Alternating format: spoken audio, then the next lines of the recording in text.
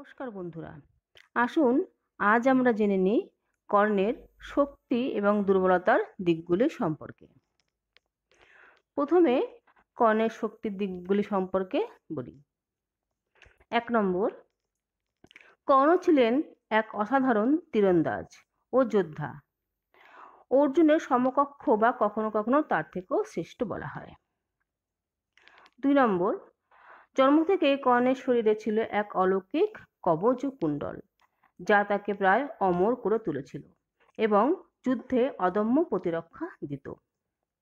৩ নম্বর, কর্ণ ছিলেন অতুল দানশীল, কাউকে কখনো খালি হাতে ফিরিয়ে দেননি, এর জন্য তাকে দানবীর কর্ণ বলা হয়।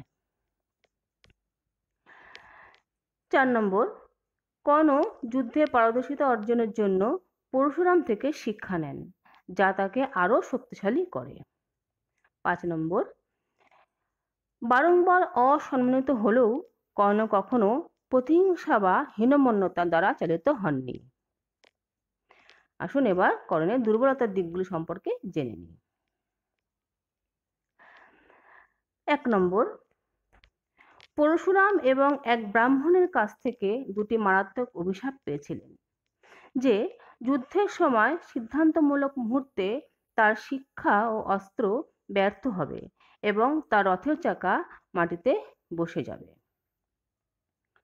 ২ নম্বর, কর্ণ দুর্যোধনের প্রতি এতটাই কৃতজ্ঞ ছিলেন যে কখনো ন্যায়ের পক্ষে দাঁড়াতে পারেননি, এমনকি দ্রৌপদীকে অপমান করার সময়ও, কারণ দুর্যোধন তাকে কৌরব পক্ষে সম্মান দিয়েছিলেন।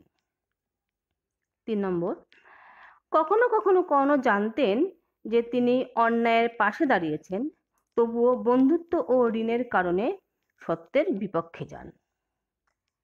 ৪ নম্বর, কর্ণের মূল লক্ষ্য ছিল অর্জুনকে পরাজিত করা এবং এই ব্যক্তিগত প্রতিদ্বন্দ্বিতা মাঝে মাঝে বৃহত্তর ন্যায়ের দিক ভুলিয়ে দিয়েছিল। ৫ নম্বর, যুদ্ধে অস্ত্র ধারণের সময় তার রথের চাকা মাটিতে বসে গেলেও তিনি ধর্মীয় নীতির উপর নির্ভর করে যুদ্ধবিরতি চাইছিলেন, যা বাস্তবে যুদ্ধের নীতির পরিপন্থী ছিল।